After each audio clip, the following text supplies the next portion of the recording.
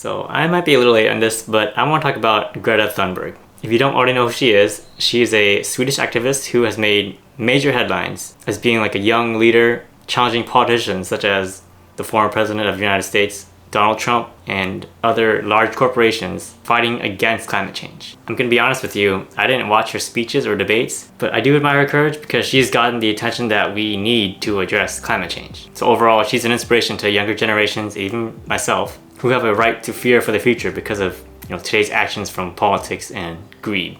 So she's famous and made headlines because number one, she's really young and is really vocal about it. Even at the age of 15, she's been pretty rebellious. So she already skipped school and went to go ahead and strike in front of her leadership. She went on strike against the Swedish Parliament all by herself.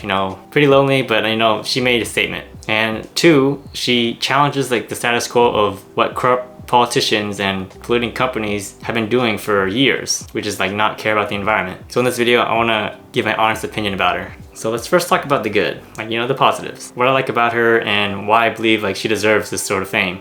Well, the first thing is that she cares about important issues.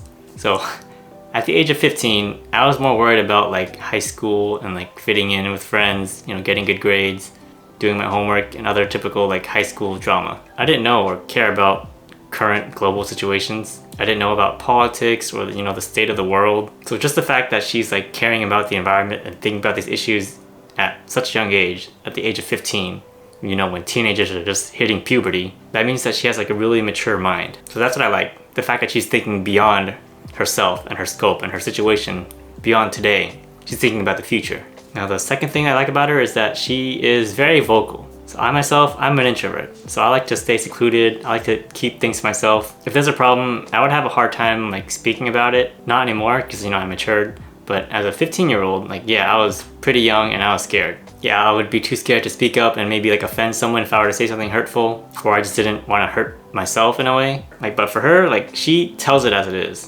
She just says the blunt truth. There's no sugarcoating. She doesn't sugarcoat anything. She'll tell you what you need to hear, even if it offends you. So it may not be nice to hear, but she's just speaking the truth. And honestly, you can't beat the truth. It's better to be that one guy who will just say it outright because, maybe everyone in the room is thinking it. They're just too scared to offend someone, or they don't want to say it because it just might not be a good thing to hear. But again, she doesn't care. It is what you need to hear because that's what's happening to the world. That's the truth. And the third one, this sort of piggybacks off of the second one, is that she's unafraid. So the fact that she doesn't care who she's talking to, again, speaking to leadership, governments. She spoke up against her Swedish Parliament and isn't threatened by the United States former president, Donald Trump. And this one quote that I saw in an article, she even said that it's quite hilarious when the only thing people can do is mock you or talk about your appearance or personality, as it means that they have no argument or nothing else to say. So that just means that the other person, they're just so uneducated, or they're so baffled by your argument that they have to go and change the topic because they have nothing else smart enough to say. There's nothing else that you can do about it. So just that itself is pure dominance. Just the fact that they're arguing and then they can't say anything else that's related to the topic means that you've won. So I like the fact that she can just say it and is unafraid of consequence because she knows she's gonna win. So those are the good things I like about her. But now let's go over the bad. This is just so it doesn't become too biased here. Now the first thing I don't like about is she's not the only young person who cares about the environment. So according to some articles, she was 15 when she just started protesting. And I'll say at that age, that's pretty young. But I know that there are other children out there in the world who may have thought about this whole environmental issue way earlier. They didn't camp outside their, the White House or their leadership protesting and demanding change, but they at least had some thought about it. Maybe they didn't put it into action, but they had some thinking this is an issue. And so they also questioned the status quo.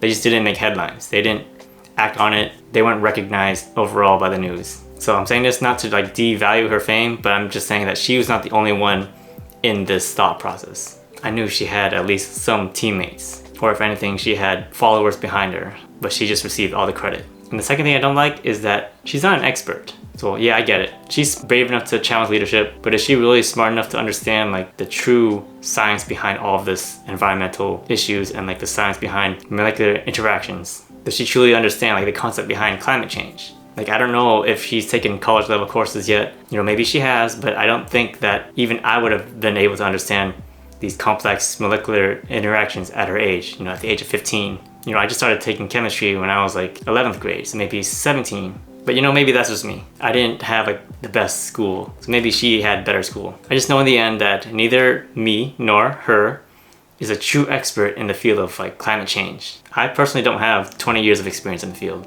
I only have like 3-ish years at my environmental engineering job, and I've only taken like a few college level classes on the science behind climate change. But I just know I'm not an expert. So I'm not saying that she claimed to be an expert. I just know that she is not an expert. Just taking like classes for a few semesters doesn't mean that you're smart enough to know anything, especially when it comes to like actually comparing that with true experience. She's fighting for us, but I'm not sure if she truly understands the concept of what she's fighting for. That's just what I'm trying to say. But hey, in the end, I know she understands this way more than like the average climate change denier, so can't argue with that. Alright, so I mean, that's really all I have. I can't complain much because she's on our side, she's on my side, and I definitely advocate for a cleaner, brighter, and more sustainable future, you know, for all generations. In the end, I just don't get why, if I ask the question, you know, hey, you should clean this up. I think it'll hurt us in the future. I think the children will be affected. You know, we should really think about the actions of our consequences like today, right now. But then some like climate change denier or some person who doesn't care about pollution will just say, no, I don't want to do that. Like, what kind of answer is that? Like, are you even thinking about the future? This for sure can damage all of us if we don't do anything about it. And there's like sufficient evidence that it does hurt us, but you seriously think that your answer of like, no, I don't want to is a good answer? To me, that's just like the dumbest thing in the world. There's a correct answer to that, and you just saying no, like flat out rejection, no, is a wrong answer. You have no choice, unless you want to deal with the consequences yourself. But sadly you can't because you share this world with everyone. I feel like I'm just rambling, but I get pretty angry and upset when it comes to this topic because like I just don't get why we have to share the consequences, like I guess the benefits and the downfalls of people who didn't put in the work. But I'm like digressing way too much. Anyway, so those are my thoughts on Greta. Even though she is younger than me, she's still an inspiration, and you know, I do admire her as a role model. I look up to her and I hope that she can do more for the future than I ever can. I know she has way more influence than I do, so I am definitely on her side and I support her with whatever she does. Hopefully things turn out for the better. Again, I'm on her side. I know that she's not the only one thinking about this topic, and you know, no matter what age range, me being older than her, people watching this video younger than her, let's just do our part and you know, change this world. So if you like the video, go ahead and leave a like, share, subscribe, comment, and I'll see you in the next one. Goodbye.